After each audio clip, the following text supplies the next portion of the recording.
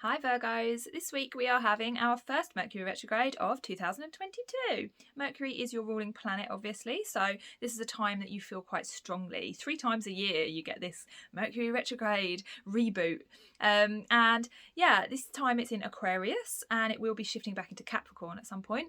And it's really about communication, it's about your identity, it's about how you're thinking and communicating. Is that in line with how you want to be thinking and communicating?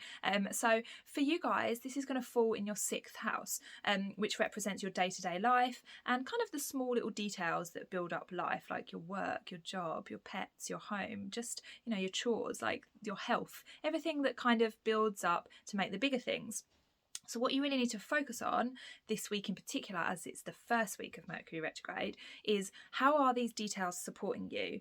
If you feel a little bit of chaos at times, you feel like out of control or a bit jumbly in your thoughts, or when you're communicating with your other half or just people in your life, are you being seen? Are you being understood? Are you getting your point across? Or do you need to be a little bit more direct? Do you need to shift some things around in your life? Do you need to ask for help?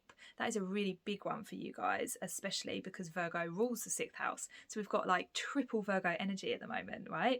We've got Mercury retrograde, Mercury rules Virgo. We've got, you being Virgo here. Then we've got the 6th house where Mercury retrograde will sit from your sun or your rising. And this is really a time when actually the details are the most important thing in your life. So if you feel like this week things are a little bit like, I'm not in control of my situation, focus on what small things you can change, because those are the things that will have a domino effect and actually change the rest of your situation.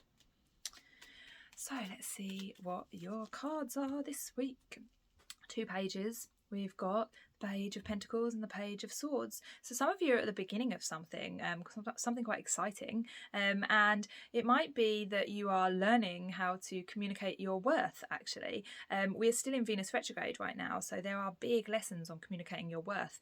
So take a look at that this week. How am I communicating my worth to myself as well, Are there times in your mind where you go like, you're not good enough at that to receive that or to do that or to achieve that, when you're communicating with people in your life, are you kind of allowing them to be the bigger one? Are you allowing them always the platform? Are you also saying what you need to say and expressing your needs? Are you stating your needs very clearly? If not, this is the time to learn.